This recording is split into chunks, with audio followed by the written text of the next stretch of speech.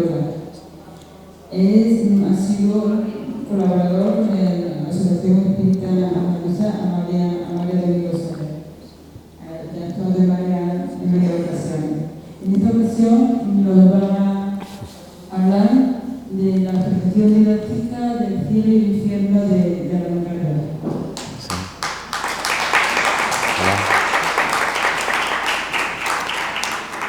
Bueno, ¿se me escucha bien? La conferencia que voy a dar es, por así decirlo, muy espiritista porque está basada en un libro fundamental del espiritismo que es El cielo y el infierno de Allan Kardec, pero como fue escrito hace tantos años, pues necesita una revisión y una actualización didáctica. Ese es el motivo de la conferencia, con lo cual hay que extrapolar toda la información que nos dio Kardec un poquito a la actualidad, ¿no? Este libro, El cielo y el infierno, salió a la luz por primera vez el 1 de agosto de 1865. La cuarta edición se consideró la definitiva, que fue revisada y corregida por el propio Kardec poco antes de su muerte. Fue modificada y actualizada considerablemente por él, lo que indica, como no puede ser de otra manera, que él mismo iba modificando todos los estudios y todos sus trabajos.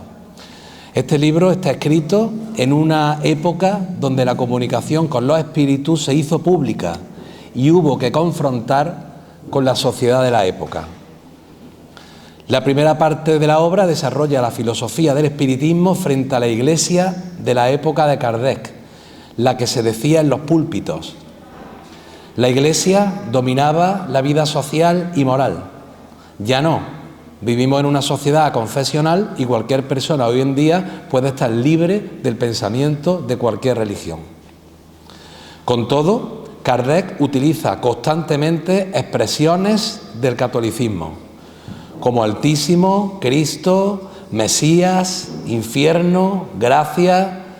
Si hacemos este libro público hoy en día, se crean unos prejuicios insalvables, confusión y rechazo.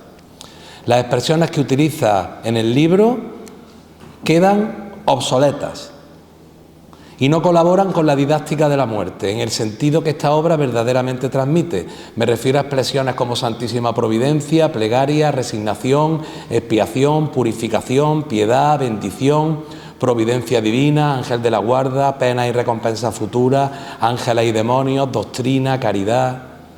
Palabras y expresiones que en el momento que las nombramos caen como un plomo en el cajón cerrado de las religiones, invalidando automáticamente el discurso por quien las recibe.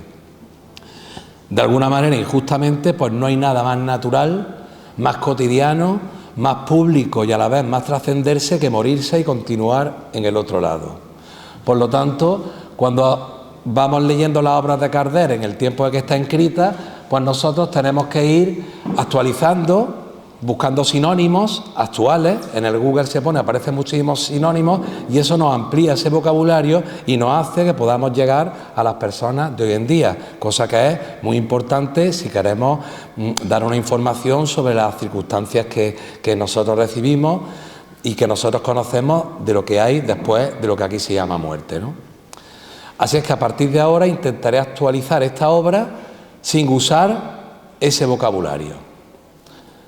Bien, este libro en cuestión lleva un doble título: La justicia divina según el espiritismo, es decir, la justicia, la equidad, la honestidad, la neutralidad, la conciencia, el orden, la organización de la vida, entendiendo por la vida todo, la de aquí y la del otro lado, porque en realidad es la misma, solo que en diferentes planos. Hace un estudio de las ideas sobre el recorrido de la vida corporal a la otra dimensión. Por supuesto, no por la curiosidad, sino como una pedagogía existencial. Evoca a personas fallecidas con diferentes mediums, y esto es muy importante, para que no hubiera exclusividades. Muchas eran conocidas por él y pertenecían a la Sociedad Espírita de París. Las conocía personalmente. El objetivo de la obra, pues, es ilustrar a las personas acerca de su destino, nada más actual. La primera parte, que el libro la titula Doctrina, nosotros vamos a llamarla La Idea. En el capítulo 1, El porvenir y la nada, reflexionamos sobre lo que hay después de la muerte. ¿Continuamos o desaparecemos? ¿Existe el porvenir o no hay nada. La creencia de la nada hace que se concentren los pensamientos en la vida presente. Es lógico, pues no se va a pensar en un porvenir donde no se espera nada. A vivir, que son 2 días, sería el pensamiento común, ¿no? Disfruto de la vida mientras pueda. También hay que decir que hay muchas personas que no creen en nada, que no creen que haya nada después y son de una ética exquisita, ¿eh? Otra teoría es la absorción del todo universal. Somos energía y al morir nos fundimos con un océano energético, ¿no? Pero al perder las personas nuestra individualidad, estamos en las mismas. Entonces las personas tienen 3 alternativas. Después de la muerte no hay nada, la absorción, porque todos somos energía, o que la individualidad del alma continúa. Si la lógica nos lleva a la tercera, el destino de cada alma depende de sus cualidades personales. Y para que seamos responsables, es preciso que seamos libres para elegir entre lo que está bien y lo que está mal. En el capítulo 2, titulado El miedo a la muerte, las causas del miedo a la muerte. En primer lugar, una de las causas del miedo a la muerte es una consecuencia del instinto de conservación que nosotros tenemos para conservar lo que es la vida. Y eso nos viene dado de serie, como un instinto. A medida que comprendemos mejor la vida futura, lo que hay después, el miedo a la muerte disminuye. La certeza de la vida futura nos da otras ideas, otro objetivo a nuestras actividades. Trabajamos con vista al porvenir, pero sin descuidar el presente, porque sabemos que el porvenir depende de la buena o mala dirección que imprima nuestra vida actual. La certeza de que volvemos a encontrar a los seres queridos, de que no se perderá un solo fruto de nuestro trabajo, da paciencia para esperar y valor para soportar las fatigas momentáneas de la vida terrenal. La fraternidad adquiere una razón de ser, la bondad y la solidaridad encuentran un objetivo directo. Por lo tanto, el miedo a la muerte proviene de una noción incompleta de la vida futura, del temor al dolor de la enfermedad o a la incertidumbre de no saber qué va a pasar. Los espiritistas no nos ocurre eso. El capítulo 3, dedicado al cielo, término que queda un poquito obsoleto. Las religiones siempre toman la tierra como el centro del universo y han tomado el cielo pensando que nosotros somos el centro del universo. El universo se expande, hay infinitos, interdimensionales, paralelos. El cielo que plantea el espiritismo consiste en lo siguiente: el ser humano está compuesto por cuerpo y una esencia animada inteligente, el espíritu. Esta esencia sobrevive al cuerpo y nos circunda en lo más cercano a nosotros y en el espacio. La felicidad, en cualquiera de los 2 planos, guarda relación con los avances y progresos realizados por cada uno y se da en cualquier sitio. Aunque estemos en el mismo lugar, la situación interna es completamente distinta entre nosotros. La vida social es la piedra de toque. El aislamiento social no nos permite progresar. Nos puede preservar del mal, pero anula las posibilidades de hacer el bien. Una sola existencia no es tiempo suficiente para adquirir todo el bien y eliminar todo lo negativo que hay en uno. Por eso hay quien elige antes de nacer dificultades, pruebas para desarrollar su esfuerzo y voluntad, como el deportista que hace una carrera, como el que quiere prepararse unas oposiciones. Para conseguir algo necesita un esfuerzo y lo elegimos antes. En los intervalos entre las existencias se es más feliz o más desdichado en función a las circunstancias personales, a la altura moral o a las tristezas que cada uno pueda tener.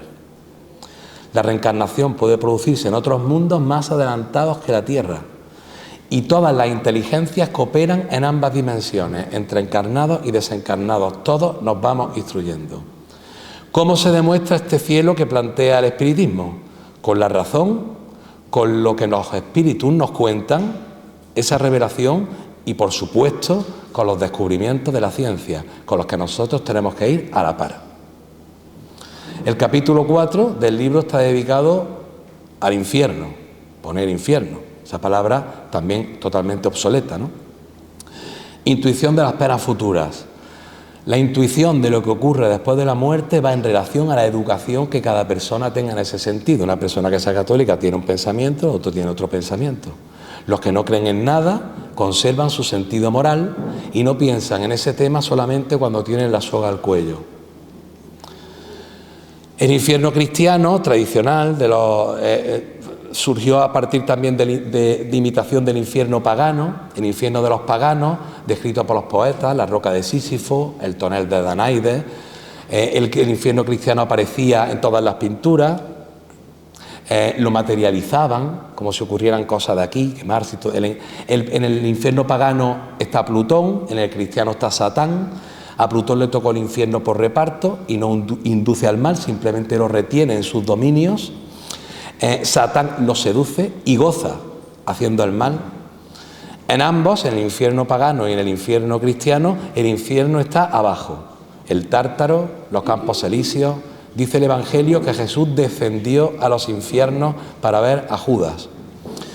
En la descripción del infierno pagano, un escritor, Fenelón, que aparece mucho en el Evangelio según el Espiritismo, dando algunas comunicaciones en su libro Telémaco, que es el hijo de Ulises, un libro muy leído durante el siglo XVIII y que dio origen al movimiento de la Ilustración.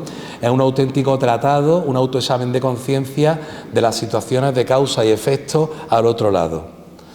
En la descripción del infierno cristiano, Kardec se basa en Agustín Calet, que es un coetáneo suyo, un sacerdote, y en las prédicas que hacían los curas de la época, donde hablaban de la resurrección de la carne, el fuego y el azufre del Apocalipsis, los gusanos de Isaías. San Agustín habla del fuego y del lago con serpientes. El Evangelio nos habla de los hombres que lloran y rechinar de dientes. Lo han visto algunos santos, como Santa Teresa, que vio ciudades con reptiles, o príncipes que comandan esas lecciones, como Belcebú y, por supuesto, nuestro gran conocido Lucifer. Después, en el año 593, la Iglesia habla del purgatorio. El Evangelio no hace ninguna mención al purgatorio. La salida del purgatorio, hay un estancamiento ahí de las almas que están esperando, y la salida de él se produce no por el esfuerzo y por la mejora, sino por las oraciones de los encarnados. Para el espiritismo hay una premisa natural. Mientras seamos más egoístas, peor lo pasaremos. Es cuestión personal de cada uno. La superación consiste en la subsanación de los errores, en resetear lo viejo. Esa es la diferencia que contrastaba Kardec con lo que hablaban del purgatorio. En el capítulo 5, que se titula Doctrina de las penas eternas de la Iglesia, Kardec habla de que no se puede atribuir a Jesús la doctrina de las penas eternas porque está en contradicción con el Padre generoso y comprensivo que él enseñaba. La oración del Padre Nuestro, perdona nuestras ofensas como nosotros perdonamos a los que nos ofenden, que enseñó Jesús, es una contradicción con las penas eternas y sí una cooperación con la ley de causa y efecto. También es oportuno decir que el Maestro Jesús nunca condenó a nadie. Entonces Kardec empieza a hablar en esa época de la imposibilidad de las penas eternas. Y por ejemplo, un joven que fallece a los 35 años y que aún tiene conductas egoístas propias de su juventud, no le ha dado tiempo a regenerarse. Sería injusto, ¿no? Los santos Pablo y Agustín mejoraron durante su vida, pero cuando eran jóvenes, telita. En el capítulo 7, las penas futuras, según el espiritismo, ese nombre, ese título, por supuesto, está obsoleto, consecuencia natural de lo que nos ocurra en la vida futura según lo que hagamos en esta, ¿no? Primero, las personas, al cambiar de estado, experimentan las consecuencias de lo que ha ocurrido aquí, de forma natural. El bien que no se ha hecho, cuando hubo posibilidades, al uno no darse cuenta, genera también un sentimiento de infelicidad al otro lado. Al no actuar bien, cada uno quiere corregir o reparar. La justicia, la organización que hay, hace que siempre haya posibilidades de progresar. Todas las existencias son solidarias entre sí. Todos los actos tienen consecuencias que se van eliminando y creando otros nuevos. El que no cambia de actitud sigue pasándolo mal. En ocasiones se cree que se sufrirá siempre y se quedan en ese círculo vicioso. Conocemos a personas así. Por lo tanto, darse cuenta del error, arrepentimiento, recomponerse, rehabilitarse y reparar, subsanar el error, sustituir lo que uno ha fallado por una nueva acción en positivo. Nunca existe el abandono de Dios, del mecanismo amoroso. Hay quien nos acompaña desde el otro plano, alguien muy cercano a nosotros, que nos ayudan, familiares, amigos desde el otro lado, que nos ayudan, que nos acompañan, que respetan nuestro libre albedrío. Todos convivimos al desencarnar con los errores que hemos cometido y las situaciones son variadas. El orgulloso ve por encima de él al que despreció, el hipócrita muestra sus verdaderos sentimientos, el avaro ve lapidada su fortuna sin poder hacer nada. A veces parece que lo que es injusto es justo y al revés. Pues lo hemos elegido nosotros antes de nacer para nuestro adelanto. Es una consecuencia de lo anterior. Eso que parece una injusticia, a veces nosotros lo hemos elegido para nuestro adelanto. El capítulo 8 está dedicado a los ángeles según la Iglesia. Las religiones tienen ángeles y el catolicismo de todos los nombres. Son ayudantes de Dios que se mueven por el espacio, encargados de misiones sublimes, creados desde el principio. Se dividen en categorías: serafines, coros, querubines, tronos, dominaciones, virtudes, potestades, principados, arcángeles. Para el espiritismo, no. Los espíritus son creados simples e ignorantes, aprendemos a costa de nosotros mismos y de nuestros fallos hasta que lleguemos evolucionando hasta donde tengamos que llegar, puesto que el amor y la bondad no tiene límites, es infinita. Los demonios, dedica este libro a los demonios, el origen de la creencia de los demonios, en la antigua creencia de los principios del bien y del mal, para los persas Ormuz y Arimán, para los hebreos Jehová y Satán. Los cristianos y los musulmanes heredaron de los judíos el concepto de ángeles y demonios. Se comenzó a distinguir entre el bien y el mal y pensar que ambos estaban enfrentados sin comprender que a partir del mal se desarrolla el bien. Los demonios, según la Iglesia, hacen el mal y se complacen en él. Unos están en el infierno y otros deambulan por la tierra seduciendo al mal a las personas. Influyen sobre nosotros, son adivinadores, oráculos. De ahí que todo lo relacionado con la adivinación y la evocación esté relacionado con el demonio desde hace muchos siglos atrás. Y esto es muy difícil de eliminar y a veces el espiritismo se le relaciona con eso. Y eso está en el imaginario y en el inconsciente colectivo. Los demonios, según el espiritismo, no existen. Son seres perfectibles en diferentes grados de adelanto o retraso moral. Nosotros en cualquier momento podemos ser auténticos diablos. En el capítulo 10, la intervención de los demonios en las manifestaciones modernas.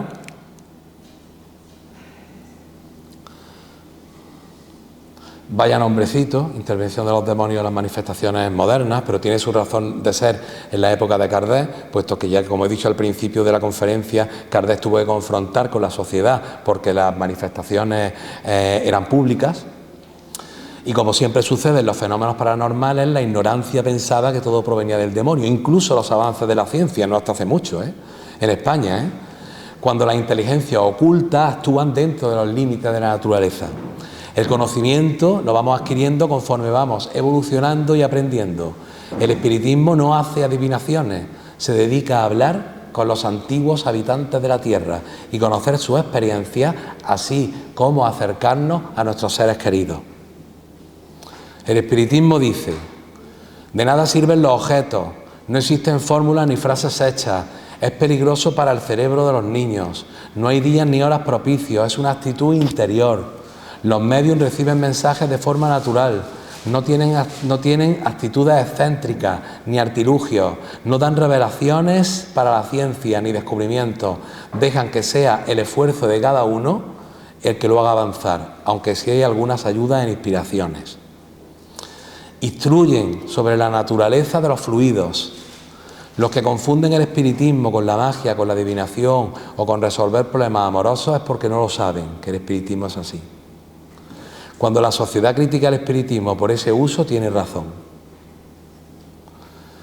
La comunicación con los espíritus, los roles de la comunicación, el espíritu evocado se rige por unas normas que rigen el universo y juzga si es útil o no asistir a ese llamado.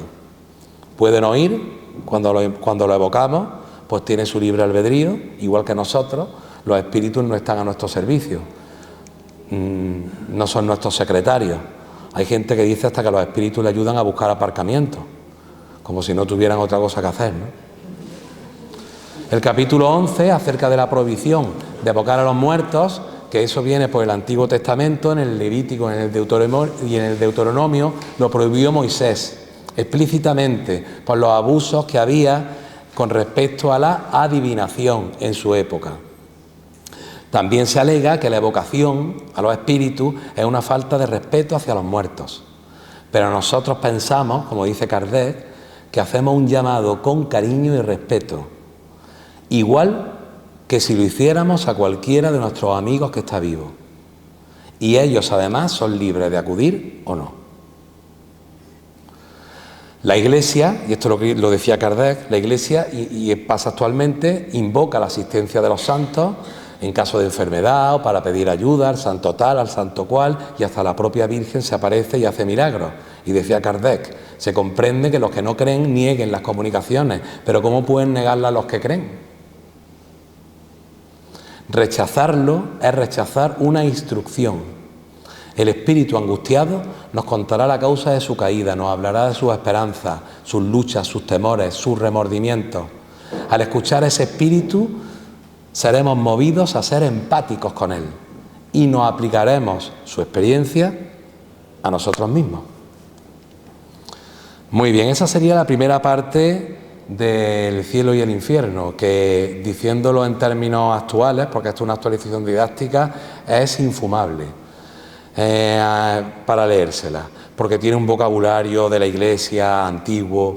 Y entonces, bueno, he intentado hacer una adaptación para que esto tuviera un lenguaje que cualquier persona, aunque no fuera espiritista, pudiera acceder a razonar esta explicación que he dado en estos términos, ¿no? La segunda parte está acostada ya con ejemplos concretos de los espíritus que Kardec iba evocando con sus diferentes equipos mediúnicos. En el capítulo 1 habla de la transición y concretamente, resumiendo, habla de que observamos la serenidad de algunas personas y las convulsiones de otras, la transición entendida en el momento en el que desencarnamos.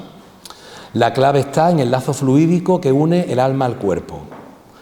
El dolor en esa transición viene determinado por esa separación en sus distintas variables de tiempo y brusquedad. Las variables son, si la separación es completa, no se siente nada. Si en ese momento están muy unidos, hay un desgarramiento doloroso, con una persona muy materialista, muy apegada. Si la cohesión es débil, una enfermedad, en una vejez, la separación es fácil. Y si después de la separación existen puntos de contacto, se puede sentir incluso la descomposición, que es lo que le pasa a las personas que se suicidan, que ahora hablaré un poco de ello. Casi nunca se es consciente del último suspiro. La variación de la turbación es indeterminada, depende de cada caso, puede durar horas o años. Es como el despertar de un sueño, depende de cada uno, que sea dulce o una pesadilla. La facilidad del desprendimiento depende del apego de cada persona a la materia. En la muerte violenta y repentina, el espíritu es sorprendido y no se entera de su muerte. Confunde su cuerpo fluídico con el material, hasta que poco a poco se va dando cuenta. El capítulo 2 está dedicado a las comunicaciones que le dieron, Kardec lo llamó espíritus felices. El señor Samson, por ejemplo, hace la evocación en la misma cámara mortuoria y decía: me vi rodeado de numerosos amigos y fieles amigos. Todos los espíritus protectores que nos asisten estaban alrededor mío y me sonreían. Podía recorrer el espacio sin esfuerzo alguno. Mi cuerpo no ocupaba lugar y la luz lo atraviesa, pero conservo sus partes. Puedo leer el pensamiento y vuestra buena voluntad. Lo lleváis impreso. Y en el mismo entierro dictó un comunicado para que lo leyeran a los presentes, que decía: no os dejéis atemorizar por la muerte, amigos míos. Constituye una etapa de la vida. Es una felicidad cumplir con las pruebas. No atribuyáis a los bienes terrenales más que una insignificante importancia, valor y buena voluntad. Samuel Philippe decía, otro espíritu, estaba hablando todo de espíritu en comunicaciones, me congratulo porque nunca me faltó valor contra la adversidad. ¿Cuánto habría perdido si hubiera cedido al desánimo? Si opináis bien de mí es porque no conocéis los actos que me precedieron. Me acuerdo de mis seres queridos que he dejado en la tierra, si no, sería un egoísta. A veces los visito, me alegro de sus alegrías y me entristecen sus penas. Mi mayor pesar es ver que les falta coraje y que se quejan y sus dudas respecto al porvenir, así como por alguna acción reprensible. O el señor Van Durst, que decía, informar a mi hijo para que se instruya y crea, para que cuando llegue aquí no estemos separados. O Sidex Nires, que decía, consideraos envuelto por el amor de Dios como un recién nacido, abrigado por el amor de su madre. Amad. Le preguntaron por su hija que estaba encarnada, que desencarnó años antes. Le pregunté, ¿y tu hija que había desencarnado unos años antes? Porque se conocían todos estos espíritus desencarnados. Y decía, está en una misión en la tierra, lo pasa muy mal, porque las misiones no son fáciles. El doctor de Moore, amigo de Kardec, y le invita a Kardec a que termine sus obras, pero le advierte y le dice, ten cuidado que me preocupa mucho tu salud con todo lo que estás trabajando y que desencarnes antes de tiempo. La medium era paciente de este doctor y le cura un esguince masajeándola en la sesión. Un médico ruso dice, al igual que llamamos a los amigos de la tierra para que nos ayuden, evócame Kardec para que te eche una mano cuando estés desanimado. La condesa Paula, que trataba a sus súbditos de forma muy amable, no gastaba el dinero en disfrutar, asistía a los pobres. La evocaron y dijo, me quedaba una prueba, la más peligrosa de todas, la de la fortuna y el bienestar material. Un bienestar sin sombra alguna de amargura. En eso consistía el peligro. Vosotros que sois ricos, tened siempre presente que la verdadera fortuna no existe en la tierra. O el espíritu de Bordeaux, que les decía, es normal que a veces dudéis, no os preocupéis, que eso es normal. Antonio Cousteau decía, no estoy muerto, esposa amada, de ahora en adelante estaré siempre a vuestro lado para ayudaros. O el doctor Vignal decía, soy feliz, pero consideré una obligación asistir a mi entierro. Y el Víctor Labuffet, un joven ejemplar, aviador, que muere repentinamente y dice, asistí a mi pobre madre, es el único pesar que tengo. Los que se nos van también están tristes porque continúan y también se han separado de nosotros. En el capítulo 3, espíritu de condición intermedia, tenemos el caso de Joseph Bré, evocado por su nieta, que le dice, abuelo, ¿cómo estás? Dame algunos consejos. Y le dice, regular, siento no haber aprovechado mejor mi tiempo en la tierra, pero si tú has sido muy honesto. Existe un abismo entre la honestidad de los hombres y la honestidad verdadera. La diferencia, en la tierra un hombre es honesto cuando no perjudica de manera clara a los demás, pero esto no alcanza al hipócrita. Cuando se muere alguien se habla de todas sus virtudes, y eso no salda deudas. Honesto es el que se esfuerza por el progreso de sus semejantes, activo en los deberes materiales de la vida que le ha tocado, trabajador y activo en buenas acciones. ¿He hecho yo eso? No. La señora Helen, muerte repentina, rica, se ocupaba de las superficialidades de la vida más que de las cosas serias. A pesar de todo, tenía buen corazón y era dócil. Se evocó 3 días después de su muerte, no sabía dónde estaba ni la reconocían en su casa. Y decía, cuando me envolvíais con vuestras oraciones, con vuestras vibraciones, comprendí mi muerte. El señor Cardón, que era médico, ayudaba a los que no tenían. Y decía, ayudad a los que no tienen, que es el acto más puro de la encarnación humana. Es preciso que el rico dé muchísimo y muchas veces. O la señora Ana Valleville sufre un accidente y padece secuelas y dolores durante 3 años. En la evocación dice, la causa de mis padecimientos fue mi horrible pasado. Habla de lo positivo y el bien que hacen las oraciones que se hacen por ella. A veces puedo estar cerca de mis hijos queridos a quienes he dejado con tanto pesar. Cuando tenemos una persona que está mala o que tiene alguna cosa y vamos todos los amigos, la rodeamos y le damos un sentimiento amoroso, eso genera una energía maravillosa. Pues eso, a fin de cuentas, es la oración, que se utiliza ese término, ¿no? En el capítulo 4, que en el libro del Cielo y el Infierno se llama Espíritus Sufridores y habla del castigo, eso es terminología obsoleta, he titulado Personas que se equivocan. Nobel, las faltas cometidas en todas sus encarnaciones se le presentan súbitamente cuando desencarna, y dice: una luz iluminó mi interior y sentí una vergüenza agobiante. Toda una serie de sensaciones desconocidas o bien reencontradas me invadieron simultáneamente, me dolía la conciencia, me alivia hablar con vosotros. O Agustín Michel: este espíritu insiste en que se haga oración al lado de su tumba, y Kardec hace una nota en la que dice: es comprensible que hacer una vibración más cerca del cuerpo, esta vibración puede ejercer una especie de acción magnética más poderosa a fin de contribuir y ayudar al desprendimiento del espíritu. El espíritu se puede sentir mucho más relajado porque está envuelto en esa energía amorosa, y al relajarse pues también le ayuda a desencarnar.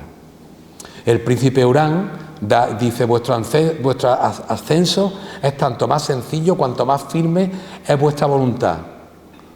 Conservar el valor y mirar hacia adelante. El que mira hacia atrás y hacia su pasado se aploma y se aflige. El orgullo y el ego, usarlo para dominar las debilidades y para tener fuerza de voluntad para superar las situaciones más difíciles. Ahí es cuando tenéis que utilizar el orgullo, para eso. Pascal Levic, un marinero que murió en el mar y no podía desligarse de su cuerpo, y dice: mi espíritu se separó del cuerpo cuando reconocí en lo que me había equivocado. Ahí se liberó. O Clara decía: no os rezagáis en la ociosidad. La primera de las virtudes es la actitud solidaria con quien lo pasa mal.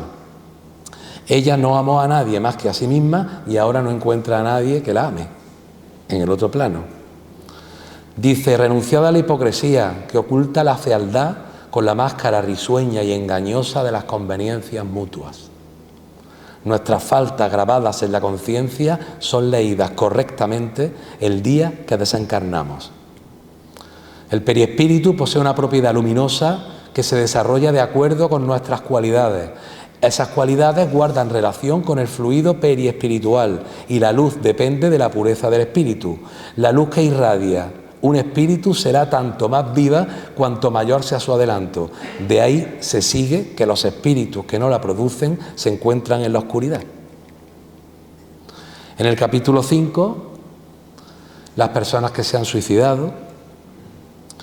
Hoy, por suerte, en la sociedad actual ya se está empezando a hablar por primera vez del tema y de la prevención del suicidio en la sociedad.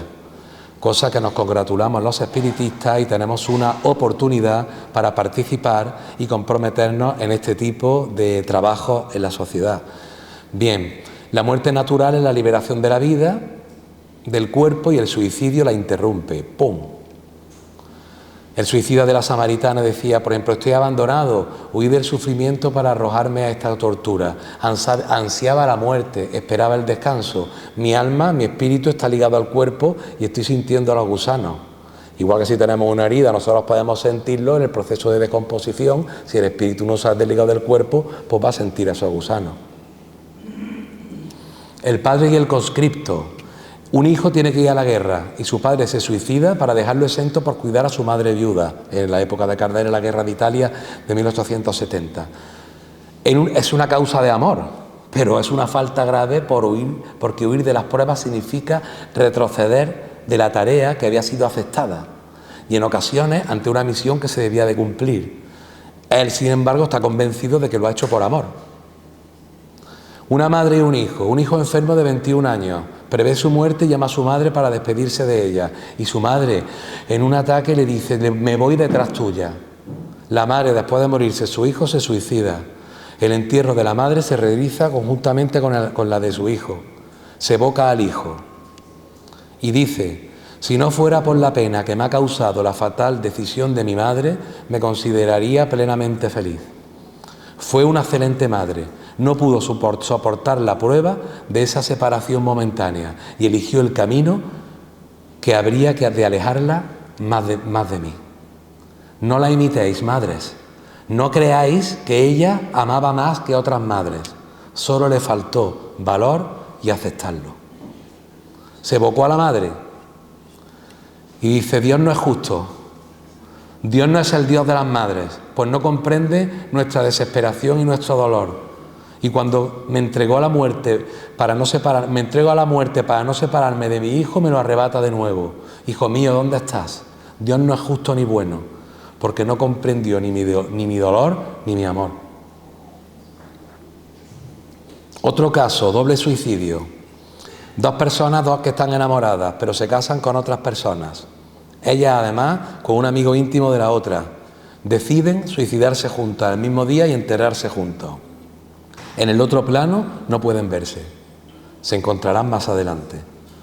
Lo que para ellos fue un deber moral es una cobardía y un mal hacia sus parejas actuales. El desertor que se esconde cuando surge el peligro. La cantidad de suicidios que hay por amor, por desamor, por todos estos temas en la actualidad. Otro suicidio en la puerta ante el rechazo definitivo de su novia, en un momento de desesperación se pega un tiro. Aquí una falta un poco más leve, pues porque es un impulso reflexivo, es un impulso inconsciente, no fue premeditado. Ahí está la importancia de la prevención del suicidio. O Antoni Bell, un contable de banca, buen padre de familia numerosa, acaba suicidándose. Un amigo cuenta que en sus últimos años tiene la idea compulsiva y fantástica de haber envenenado a otra persona, convencido de que eso lo había hecho, se quita la vida. Los espíritus cuentan el caso. En otra existencia envenenó a un rival por cuestiones de amor y el padre de su víctima, el obsesor, le incitó al suicidio. Reflexionamos cómo actualmente puede haber suicidios provocados por asuntos relacionados de la salud mental y que muchos pueden estar relacionados con existencias anteriores. Capítulo 6. Criminales arrepentidos. Por ejemplo, Berger, el asesino del arzobispo de París, condenado a muerte, evocado el mismo día de su ejecución, en la guillotina, vio su cuerpo junto a su cabeza, teme encontrarse con el sacerdote por si quiere matarlo. El temor de la víctima es una señal de remordimiento y el remordimiento es el comienzo de la rehabilitación. Cuando una persona tiene remordimiento, ahí la podemos coger, porque ahí puede empezar a rehabilitarse. El espíritu de Castelnaudary. Hay un espíritu habitado en una casa que ha cometido asesinatos, un espíritu violento, fenómenos extraños. Su infierno particular es permanecer en la escena del crimen. Fenómenos extraños en la casa. El dueño de la casa, encarnado, entra y recibe una bofetada. El equipo mediúmnico hace allí un trabajo. Utiliza la terapia de la oración, de las vibraciones armoniosas para la rehabilitación de este espíritu. Nos dice Kardec, por más ineficaz que pueda parecernos a primera vista esa vibración o esa oración, posee en sí los gérmenes que predisponen al espíritu en el sentido del bien. No desanimaros por no obtener de ella un resultado inmediato. Se le evoca a este espíritu más adelante y ya no lleva un puñal en la mano como llevaba en las primeras sesiones mediúmnicas. Es una transformación paulatina, es un trabajo de tiempo. Después este espíritu dice, hoy mi remordimiento es mucho mayor, ya no estoy obligado a permanecer en esta casa fatal, se me permite deambular por la tierra y hacer el intento de aprender y aclararme a través de lo que observo. Tengo una mejor comprensión de la atrocidad de mis crímenes. Si sufro menos por un lado, por otro aumentan mis remordimientos, pero tengo esperanza. En el capítulo 7, dedicado a espíritus empedernidos, Kardec le dice a los medios, tenéis mucho trabajo con estos espíritus, con los espíritus empedernidos y con los encarnados empedernidos, que el trabajo es con los del otro plano y también nosotros con las personas con las que convivimos, ¿no? El espíritu de la Pommeari, que era un cínico, el sufrimiento fatal que los oprime, en vez de serles de provecho y enseñarles el significado de sus aflicciones, salva su rebeldía. A veces las personas empedernidas, estas personas que lo han hecho mal pero no lo reconocen, están metidas en un círculo vicioso y se vuelven todavía más rebeldes y siguen protestando y eso pues los pobres tienen un sufrimiento impresionante. Tienen que salir de ahí, desencarnados y encarnados, por supuesto, porque en realidad somos lo mismo, uno con cuerpo y otro sin cuerpo. Ángela, una de esas criaturas sin iniciativa, cuyas vidas son tan inútiles para los demás como para ella misma, dedicada al placer, no comprometida con nada. Trabajad, cultivad la inteligencia y recordar que esa paz a la que aspiráis solo se os concederá mediante el trabajo. Ese es el consejo de este espíritu una vez que se esclareció. Un espíritu aburrido, 80 años vagando sin hacer nada. Después de su transformación, el aburrimiento, la inutilidad, la inacción provienen de la pereza. La pereza también es la madre de la ignorancia. La reina de Oudut, una reina que en la tumba no es nadie, que después de desencarnar no era nadie. El capítulo 8, dedicado a, en el cielo del infierno, se llama Expiaciones terrenales. Yo lo he titulado Rehabilitaciones. Marcel, el niño número 4, un niño con una enfermedad degenerativa, demostraba una inteligencia notable para su edad, paciencia y una gran aceptación. En otra vida fue apuesto y poderoso, frívolo, orgulloso, hizo daño a su prójimo. Y dice el espíritu: yo fui quien solicitó esta prueba para completar mi proceso. Y el objetivo de mi paso por la tierra fue dar ejemplo a mi familia de todo esto que he dicho antes, de esa aceptación, de la paciencia, de no quejarse por nada. Y ese era su objetivo de su encarnación, dar ejemplo.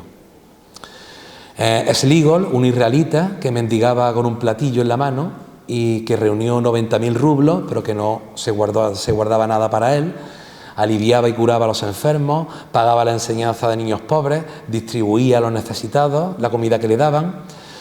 Vivía solo, pero sin embargo en su entierro lo acompañó todo el pueblo y hasta las tiendas cerraron y le hicieron homenajes públicos con gran simpatía.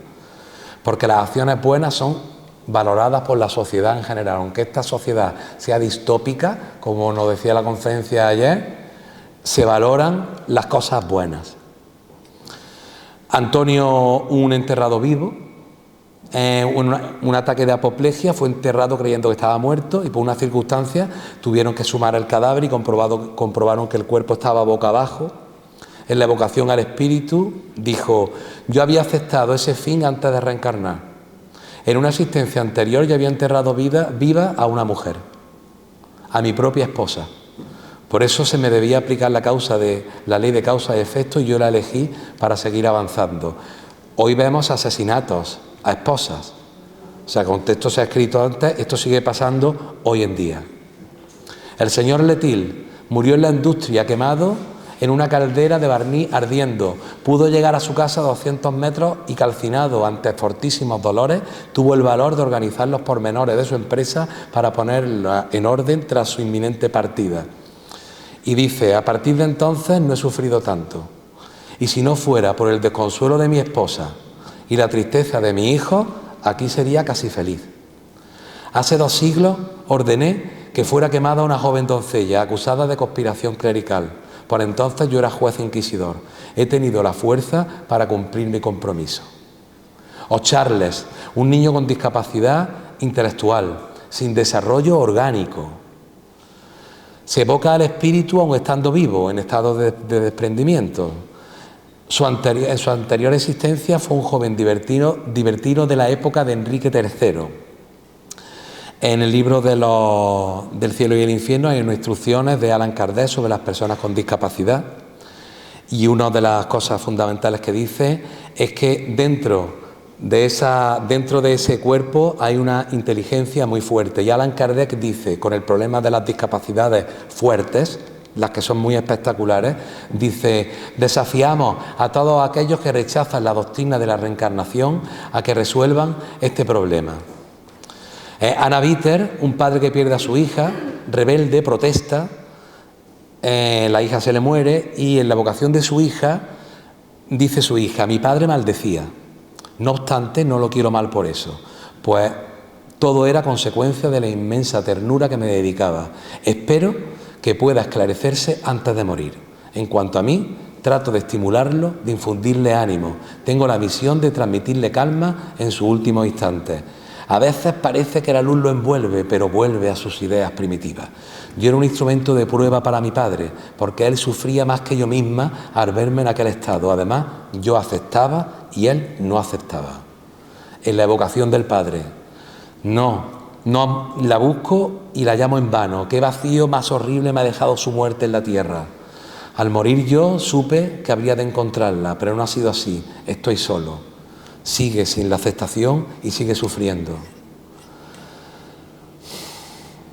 Yo, para terminar, este resumen del libro ha sido difícil porque el libro tiene 478 páginas y ha habido que resumirlo utilizando un lenguaje actual para que esto pudiera escucharlo cualquier persona en 20 páginas. Lo que sí quería decir como dos pensamientos finales que a mí me han venido después de escribir, después de hacer este trabajo que he compartido con vosotras y vosotros. Primero, que con las personas que sufren, que seamos bondadosos con ellas y con ellos, porque muchas veces los espiritistas somos muy fríos y como muchos de estos sufrimientos vienen producidos por los egoísmos personales o por situaciones que han pasado en la otra vida, somos muy fríos. No seamos fríos, seamos cálidos y en ese momento los ayudemos, porque hay muchas veces que de muchos espiritistas, porque estudiamos juntos las mismas cosas, que dicen, me han ayudado más cuando he pasado una enfermedad, cuando ha desencarnado un familiar, cuando he tenido un problema, me han ayudado más los que no eran espiritistas que los espiritistas, porque los espiritistas me han dicho, bueno, hay que aceptar las pruebas, hay que no sé qué, es que es muy difícil. Por lo tanto, hagámoslo, ayudémonos a todas las personas. Y la segunda, con el tema de las expiaciones, de las pruebas y de las misiones. Son intercambiables, se mutan unas a otras. Si una persona tiene que pasar por una expiación, por utilizar este término que no me gusta nada, que la expiación la transforme en prueba y que la prueba la transforme en misión. Con este conocimiento que nosotros tenemos, con estas cosas que nosotros tenemos, si uno se supone que tenga que pasar por esta expiación, pues transfórmala en misión, con fuerza de voluntad, con valor, con paciencia y con aceptación de las cosas y con toda la alegría y la positividad y el optimismo que se pueda. Y ya está.